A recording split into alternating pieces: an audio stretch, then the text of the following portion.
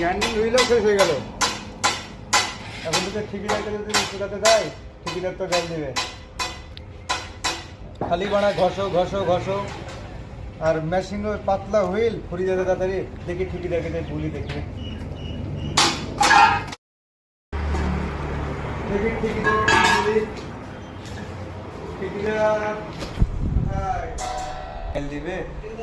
ঠিকিদার wheel নাই গো।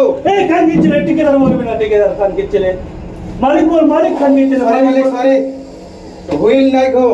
এই খান কি চলে, কালকে তুমি পাঁচটা হুইল লেগে দিলাম, কি বলি? আরে মেশিনের হুইল খারাপ, ওর জন্য মেশিনের তাড়াতাড়ি হুইল কাজে। খান কি চলে কেন পড়ালো পাঁচটা হুইল? আচ্ছা ঠিক আছে, আমি বলতে পারবো ওই না। দিকে ঘষতে হবে, ওই দিকে ঘষগা। আমি ওই দিকে ঘষতে পারবো না। ওই দিকে তুমি ঘষতে রাখলে হবে। রাখো, নাহলে আমি চলে যাবো বাড়িতে। বাড়ি আমি নামে হবে না তো। একটু একটু হুইল দিয়ে আমি কাজ করতে পারবো না। খান কি চলে ওই দিকে ঘষতে হবে, তোকে কমপ্লিট করতে আমি হবে। পারবো না। আমি হুইল লেগে দেবো না, তো পেমেন্ট দিয়ে কাটাবো। খান কি চলে যা, তুমি পেমেন্ট দিয়ে কাটা, আমার হিসাব করো, আমি বাড়ি চলে যাই। ঠিক আছে বাড়ি যা, যা। আচ্ছা ঠিক আছে, যা খান কি চলে, চলে গেলাম। যা খান কি চলে, ঠিকিদারকে আমি ঠকাই মারা। যা খান কি চলে।